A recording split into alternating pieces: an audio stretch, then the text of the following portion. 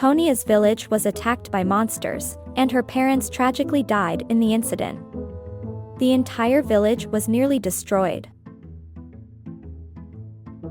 As a young child, she survived by chance, fleeing aimlessly beyond the village and hiding in a nearby forest. After an unknown number of days, starving, desperate, and alone, she suddenly caught the aroma of food. Following the scent, she came upon an adventurer sitting by a campfire, with leftover food beside them. Overcome with hunger, she rushed forward, snatched the food, and devoured it. Though initially startled, the adventurer quickly understood the situation upon seeing the ragged young girl. Their squad had come to investigate the attack, and she was the only survivor. After hearing her story, the adventurer, who was also a captain, decided to take her back to town. Traumatized by the events, the girl had lost her memories, even forgetting her own name. After several days of companionship, and moved by compassion, the captain adopted her. She was given the name Tonia, along with the surname Tigris. The captain, a skilled cook, ran a small restaurant in town. While helping out, Tonia often sneaked into the kitchen to eat leftover ingredients. Because of this, the captain and her friends affectionately nicknamed her Leftovers. As a chef, the captain frequently traveled to gather spices, often bringing Tonia along. During these journeys, she not only learned to identify spices, but was also introduced to the knowledge of herbs and potions. Over time, Tonia developed a deep interest in herbology and potion making. As she grew older, she began completing gathering tasks on her own, steadily honing her skills. The nearby forest became her sanctuary, a place where she could roam freely among the trees and reconnect with herself. At the age of 16, Tonia set out on a journey to further her studies in herbalism. 3 years later, she returned to town after completing her studies, only to find it transformed. New friends, new stories, and new paths awaited her as she stepped into the next chapter of her life.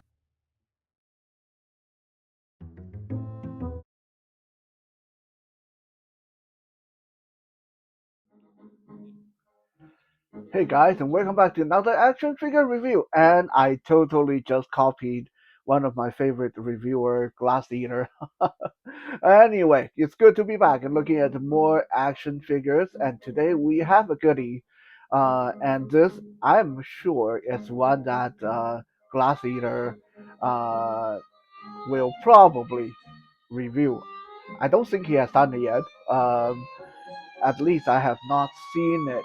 Uh, so we have Tonia Tigris by Lado Toy. I'm not quite sure how you're supposed to say the company name. I think it's like Lado Toy, from what I heard a lot of people say. Um, it is one of those like smaller Chinese companies that have not been around for a long time, but has gained quite a bit of traction. Their first release, the Mechanic Fox Girl uh, Leia, or yeah, I think Laya or Leah. I have not gotten her in hand yet, although I believe she is sitting in the pile of loot of my big bad toy store thing and just waiting for me to bring her to Canada so I can review her. But when I saw that they had the pre-order up for a cat girl, well, you guys know I cannot resist anything cat related or tiger related or anything like that. By the way, I actually thought she was going to be a tiger lady. I didn't think she was an actual calico cat, but that's okay. She's really cute, and the Dude Toy has definitely impressed me with their releases. Of their Fox Girl and the Cat Girl. I think next one coming up is going to be like a cow girl, not a girl that not a cowboy cowgirl, but an actual cow type animal girl. And then I think after that there's going to be a mouse, so that's pretty cool. Um, Incidentally, there's going to be a different version of Tonia Tigris that I think is like a ninja outfit. I don't think I will get her. Not that I don't like ninjas or anything, but I usually try to limit myself to just one of each character type, or one of each character. I don't like multiple versions of the same character on my shelf. It makes the display a bit wonky. Not to mention with how expensive things are today, we got to kind of have to draw a line somewhere. So yeah, I also want to apologize that I've been a little bit MIA recently. But if you have seen my video that I uploaded about my exhibition going on in Harrison Hot Spring for my artwork right now, then you know why. It's been super busy getting artworks to different places, uh, uh, submitting different application forms and all that stuff. Anyway, let's talk about Tonia Tigris. So I think for me, the most impressive part about this figure is how cheap she is. Most of these Chinese imports will run anywhere between 60 to $150 depending on the figure. But this one, I believe she's only like 45 or $50. So Lado Toys was able to produce a really well-made action figure and an original character with a very well thought out original story, as you guys heard in the intro there, for 45 to $50. It's really amazing what they did here. And as far as how she feels in hand, well, she feels a lot like a snail shell or uh, figure art, Kyoto, Revoltic, that kind of figure. Like if you were to tell me that this was a Japanese import, I would totally believe it. That's uh, definitely got the same kind of anime kind of vibe. Super cute. I got her with a masked face, but she actually has two other face plates on. And switching the faceplate is very easy. You just wiggle off the front of her hair and the face come off with it. And yeah, just like that. You just and then you put and I believe these faces also have movable eyes, although personally I never mess with the movable eyes because well they they make me nervous because I don't know if they look right or not.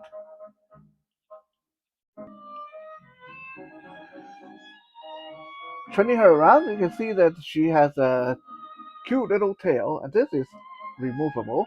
And personally, I find the tail too short. Like, I would like the tail to be longer, uh, as you know how it would be appropriate for a cat girl.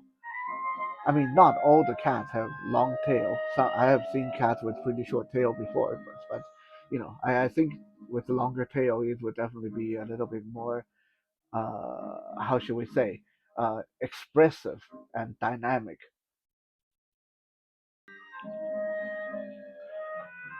Now I have her pretty stripped down, not naked, of course, but you know this is her at the most basic, without her accessory on, because with her accessory on, she has a bit of what I would call Lili Lala. Those of you that watch my channel long enough know that Lili Lala is what my people in Taiwan say when things don't stay attached when things just kind of clunky and fall off all the time. So when you have her accessories on, she's a little bit like that. She got a bit of Lady Lala going on. Without her accessories, she is actually quite a hand candy. The articulation, I mean, look at that split. Look at that high kick.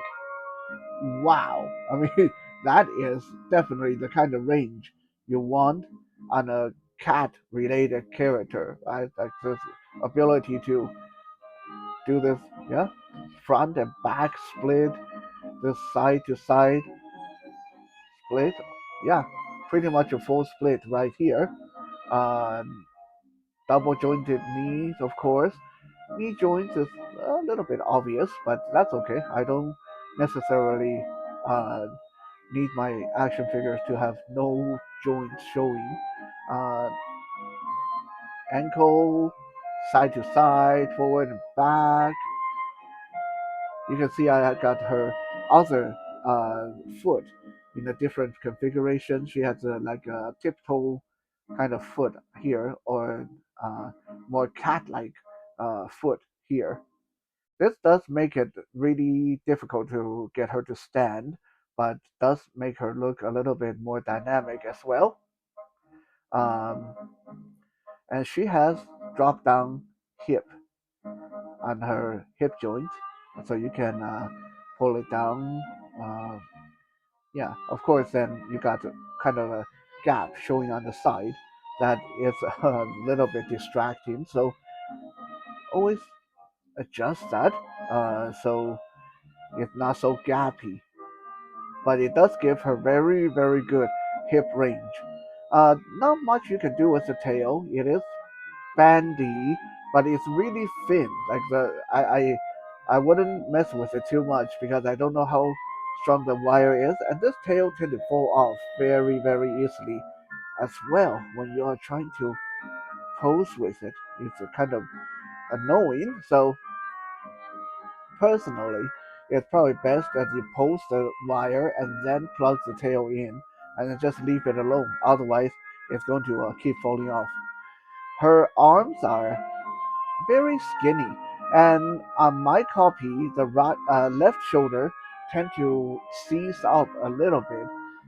But other than that, she can definitely touch her own shoulders because of how small and slender she is. She can scratch her head, no problem. Double jointed elbow, very good, uh, very good bend and wrist. You can do the horizontal like she's holding a weapon. Uh, yeah, like the joint layout remind me a lot of the figure arts and robotic and just that kind of snail shell um, design. Uh, Butterfly joint, of course, work very good. And everything other than that left shoulder uh, move very smoothly. Her torso also have very wow, that is very good lean, back lean, right? And the forward lean, not bad. Side to side, pretty decent. And she has like a ball joint at the waist and at the solar plex. So yeah, and I think her pants and her shirt hide those joints really, really well. So design-wise, this is definitely very nice, and she's a lot of fun to pose as long as she doesn't have her other accessory on. Her hair, this is where I think she's pretty amazing. Is the back of her hair is actually sculpted in two pieces like this. It's layered. So when you move her head up, when you uh, drop her head forward, it's not going to be too gappy in the back. There's still a piece of hair under there. So yeah, the layering is very, very cool.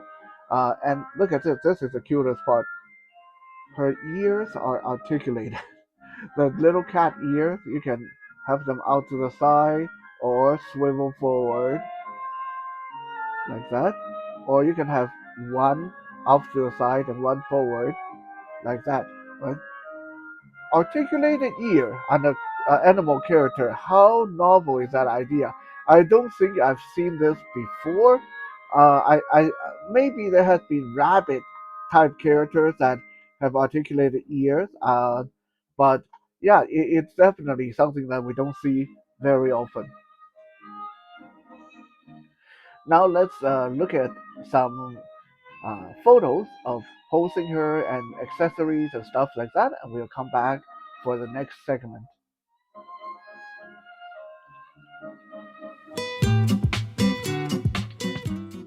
This action figure has pretty decent articulation Overall, of course, when you have her skirt piece on, then her articulation will get limited.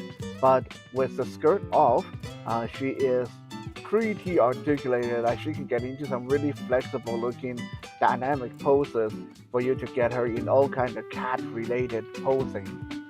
She comes with two sets of feet, a flat-footed stand, and then a one that's on her tiptoe, like she's sneaking about, or maybe like the digitigrade leg that animals have. Maybe she is a cat after all. She also comes with three face plates. One of them is masked, and one is like a happy face. She has different hand options, fist and grasping and clawing. The clawing hand even has tiny little pads sculpted into them. Really cute. For other accessories, she has her aforementioned skirt, a little shoulder bag to carry her herb in, two potion bottles that can attach to the skirt, a little shovel and a little sickle, and a display stand sculpted and painted to look like a little piece of landscape. She also comes with a pair of folded arms in case you want to pose her in that folded arm posture. Oh yeah, her tail is also detachable, so you can either count that as an accessory or not, depending on how you view most essential body parts.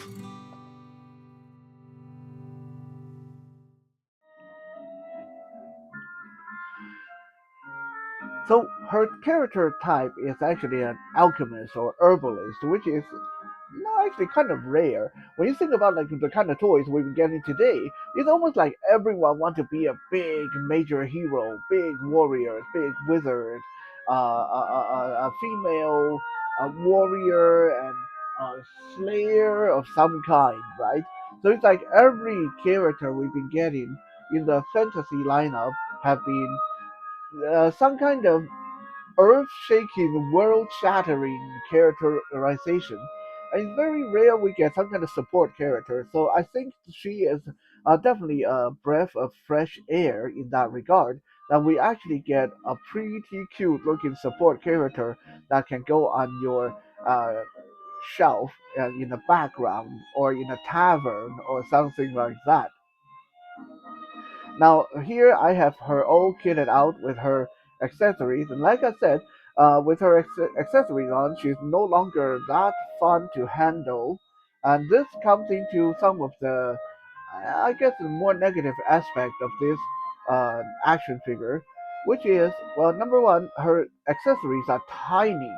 Like make sure that you open her up in a well lit, preferably carpetless place, and try not to drop anything because you drop her hand or her uh, tools and stuff like that. It's really hard to find them. They are so small, and definitely learned that the hard way. Also, as much as I like this figure, I will have to say she has one thing about her that is extremely, extremely annoying, which is that skirt piece. First of all, the skirt piece really limit her leg articulation, and you can't really get her into all the cool, fun, cat-like poses with the skirt on. But with the skirt off, there's no way for you to get her to carry her potions. So it's like you're damned if you do and damned if you don't. Incidentally, how come there's no way for her to carry her shovel and sickle on her skirt? I would like an option for her to be empty-handed and still be able to carry her tools on her person. I feel that with a shoulder bag and then a skirt piece, she has plenty of places that she should be able to stash her tools. So definitely a bit of a missed opportunity there. All that are minor nitpicking. The most singularly, most annoying aspect of that skirt is that it's on a peg system, which means it kind of works like those old Ninja Turtle belt from the 90s.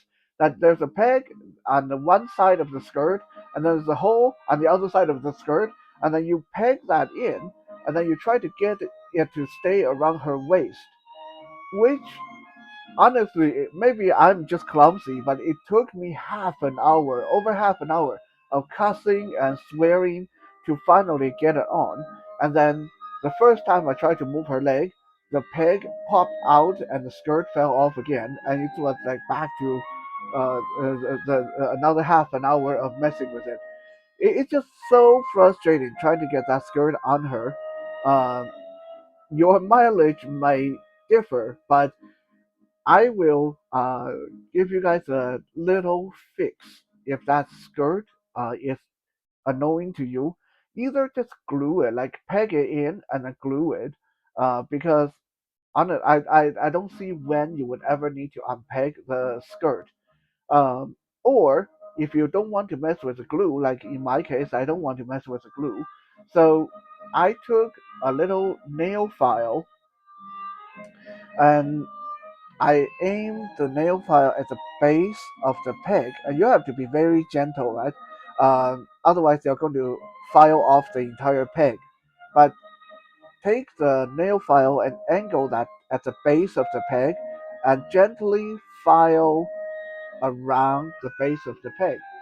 What this does is it gives the peg more of a mushroom shape.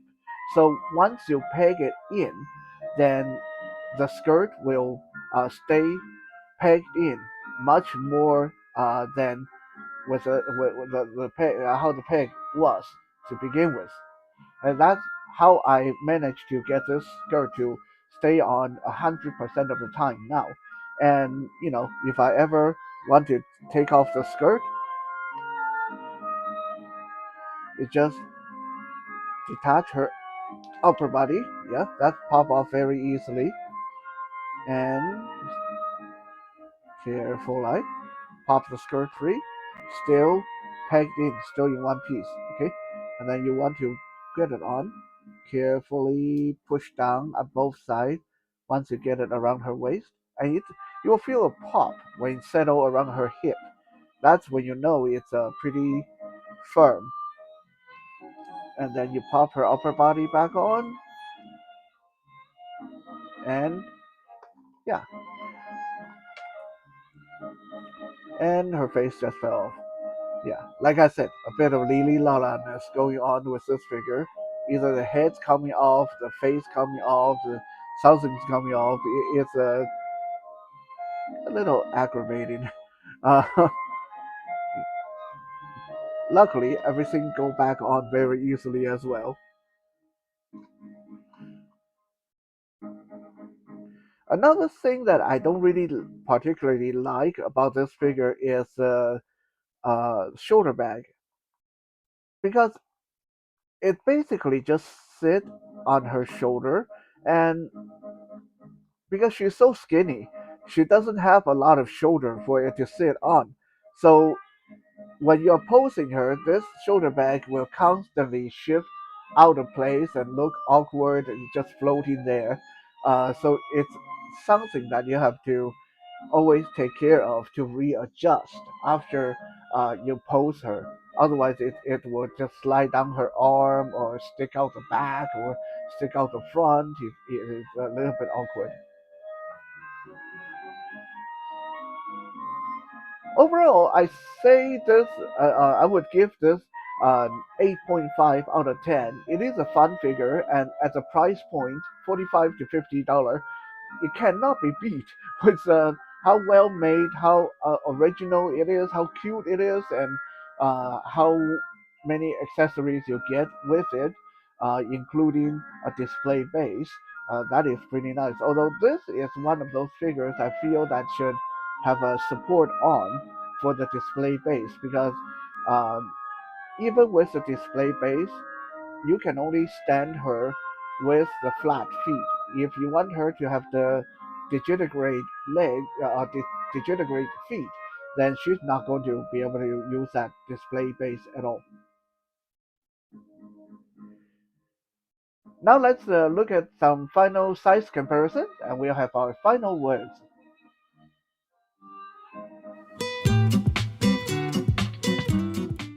Depending on how you look at it, Tonia Tigris is either too small or just right. She will scale okay with the Japanese import like figure art and those, but with anything bigger than the Marvel Legends, she will start to look really small. She stands just about 5.75 inches, which is actually still too small for her official height of nearly 6 feet. But there again, we are talking about a cute little cat girl character, so her being slightly undersized actually kind of makes sense and actually works in her favor. Next to your Mythic Legion or Savage Crucible or Masters of the Universe, she will be absolutely tiny, but there again, with her character, it actually makes sense. So as long as you can tolerate her slightly cartoonish design, she should work pretty good as a support personnel on your fantasy display shelf. After all, why should we be that serious? It's our toy, we do whatever we want. Thank you for checking out today's review. We'll be back again soon. And if you want more Johnny Tiger content, please check out my blog over at johnnytigerexperience.blogspot.com. Also check out johnnytiger.com and tigertactile.com for my artworks. And if you like this video, please hit the like button and subscribe if you haven't. I will thank you in advance.